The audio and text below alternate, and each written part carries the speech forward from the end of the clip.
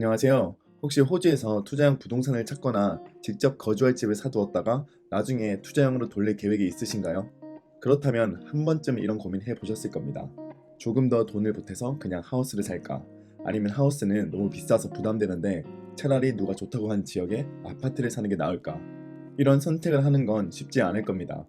그래서 이번 영상에서는 아파트와 하우스 중 어느 유형의 부동산을 사는 게 좋을지, 그리고 실제로 이 둘이 어떤 차이를 보이는지 같이 한번 살펴보겠습니다.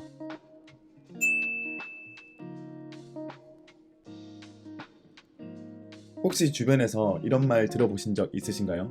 땅의 가치는 오르지만 건물의 가치는 떨어진다. 부동산에 관심 있는 분들이라면 정말 많이 들어봤을 거예요. 그렇게 아파트보다는 땅이 있는 하우스를 사야 하고 아파트보다는 하우스가 무조건 낫지. 이렇게 많은 분들이 말씀하시는데 저도 어느 정도 이 말에 상당 부분 동의합니다. 왜냐하면 땅은 공급이 한정돼 있지만 아파트는 계속 높이 지어낼 수 있으니까요. 그렇다면 하우스가 아파트보다 무조건 나을까요? 사실 모든 땅이 많이 오른다고 할 수는 없습니다. 부동산에서 중요한 건 땅의 크기가 아니라 입지입니다. 아무리 넓은 땅이라도 수요가 없고 사람들이 살지 않는 지역이라면 투자 가치가 낮을 수밖에 없어요. 반면에 아파트라도 위치가 뛰어난 곳에 있다면 그 자산은 꽤 빠르게 성장할 것입니다. 그리고 만약 아파트가 저평가되어 있다면 더더욱이요. 예를 들어서 만약 그 땅이 아무도 살고 싶어 하지 않는 위치에 있다면 그건 그냥 애물단지가 될 수밖에 없습니다. 아무리 땅이 넓어도 수요가 없으면 의미가 없어요. 반대로 땅은 작아도 좋은 입지에 있는 아파트를 샀다고 생각해보세요. 그 아파트가 어떤 독특한 특성을 가지고 있고 좋은 뷰가 있고 위치까지 훌륭하다면 장기적으로 가격 상승도 더 크고 임대 수요도 꾸준하게 높아질 가능성이 높습니다. 왜냐하면 결국은 경제의 기본 법칙, 수요와 공급으로 돌아가기 때문이에요. 과연 호주 한가운데 아무런 인프라도 없고 전기도, 수도도 없는 그런 땅을 과연 누가 살고 싶어 할까요? 아마 거의 없을 거예요. 하지만 카페도 있고 식당도 있고 가족과 친구들이 가까이 사는 그런 지역이라면 살고 싶어 하는 사람이 정말 많겠죠. 수요가 넘치는 겁니다. 그래서 저는 무조건 땅, 무조건 하우스다 라는 일반화된 생각을 좋아하진 않아요. 이 영상에서 말씀드리는 것처럼 모든 부동산은 케이스 바이 케이스입니다. 여러분들 중에는 나는 아주 저렴하게 아파트나 유닛을 샀는데 그동안 가격도 많이 오르고 진짜 좋은 투자였어. 그래서 아파트가 최고다 라고 생각하실 수도 있고요. 또 어떤 분은 나는 몇 년 전에 아파트에 투자했다가 완전 손해봤어. 그 지역 하우스만 오르고 아파트는 하나도 안 오르더라고.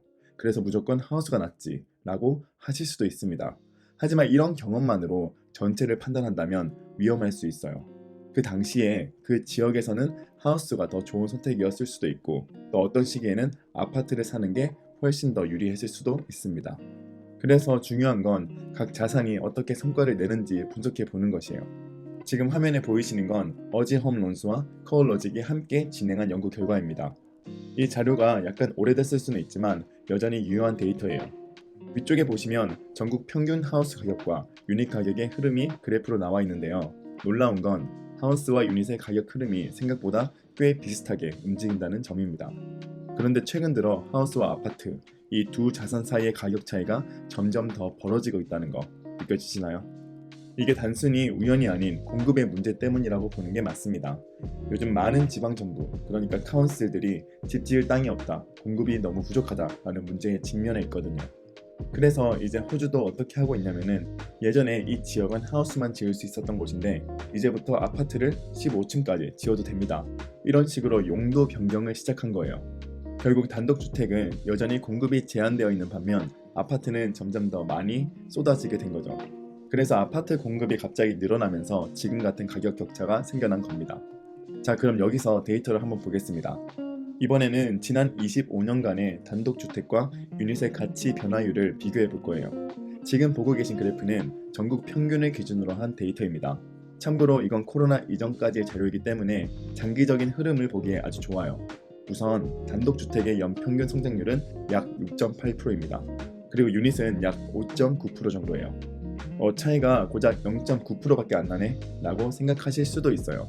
근데 이게 진짜 중요한 포인트입니다. 예를 들어 여러분이 50만 달러짜리 부동산을 하나 샀다고 해볼게요. 그런데 연평균 성장률이 단지 1% 차이 난다고 해서 뭐 큰 차이가 있겠어? 하고 넘기면 25년 뒤엔 그 차이가 무려 14만 달러 이상으로 벌어지게 됩니다. 그냥 대충 계산해봐도 그렇습니다. 복리의 마법을 적용하면 이 1% 차이가 그냥 숫자에 그치는 게 아니라는 거죠. 결국 부동산 투자에서 중요한 건 이렇게 장기적인 성장률을 정확히 이해하고 믿을 수 있는 데이터와 분석을 바탕으로 결정하는 겁니다. 근거 있는 투자 판단이야말로 진짜 장기적으로 승리하는 전략이기 때문이죠. 예시를 하나 들어볼게요. 만약 여러분이 최근 몇 년 사이에 부동산을 하나 샀는데요. 연 5% 정도 성장했다고 가정해 볼게요. 연 5%면 나쁘지 않은 괜찮은 수치라고 볼 수도 있습니다. 하지만 여기서 중요한 게 있어요. 최근 몇 년간은 전체 시장이 굉장히 크게 오른 시기였다는 점입니다. 그래서 여러분이 5% 성장률을 기록했지만 같은 시기 누군가는 7%에서 8%까지의 수익률을 냈다고 하면 어떨까요? 이건 단순한 숫자의 차이가 아니라 기회비용의 차이로 이어지는 거예요. 그 2에서 3%의 차이 덕분에 누군가는 벌써 추가로 집을 한 채 더 살 수 있는 에퀴티를 만들었을 수도 있습니다. 그만큼 자산 증식 속도가 달라지는 거죠. 대부분 사람들이 이 부분을 많이 간과하고 있지만 자본주의에서는 매우 중요한 부분입니다. 이걸 깨닫고 기회를 찾아 잡는 분들이 보통 사람들보다 훨씬 더 빠르게 경제적 자유에 근접하게 되는 거예요. 그리고 이 데이터의 흐름을 20년 뒤까지 연장해서 생각해보면요. 지금의 작은 차이가 시간이 갈수록 엄청난 격차로 이어진다는 사실을 알 수 있어요. 자, 이제 데이터로 본 미래 전망 이야기를 해볼게요. 앞서 보여드렸던 그래프를 바탕으로 장기 추세를 보면 앞으로 전국 평균 하우스 가격이 약 290만 달러까지 오를 수 있다는 예측이 나옵니다. 이걸 들으면 와, 말도 안 돼 보이긴 하죠. 근데 이런 얘기 30년 전에도 똑같이 했을 거예요. 예전에 시드니에서 6만 달러짜리 집을 산 사람, 지금 그 집이 180만 달러가 됐다고 하면 믿기시나요? 그때 있었던 사람이 지금 이런 얘기를 듣는다면 바로 그 집을 당장 사자고 할지도 모르죠. 그리고 중간가 기준으로 봐도 아파트 그리고 유닛 가격도 210만 달러까지 상승할 가능성이 있다는 예측이 나옵니다. 여기서 우리가 알 수 있는 건 하우스와 아파트 사이의 가격 격차가 시간이 갈수록 점점 더 벌어진다는 점이에요. 그래서 이런 데이터를 보면 역시 하우스가 더 나은 선택 아닌가? 라는 생각이 들 수도 있어요. 저도 개인적으로는 하우스 구매를 더 추천드리긴 합니다. 그렇다고 해서 모든 아파트 투자가 나쁘다는 건 아니에요.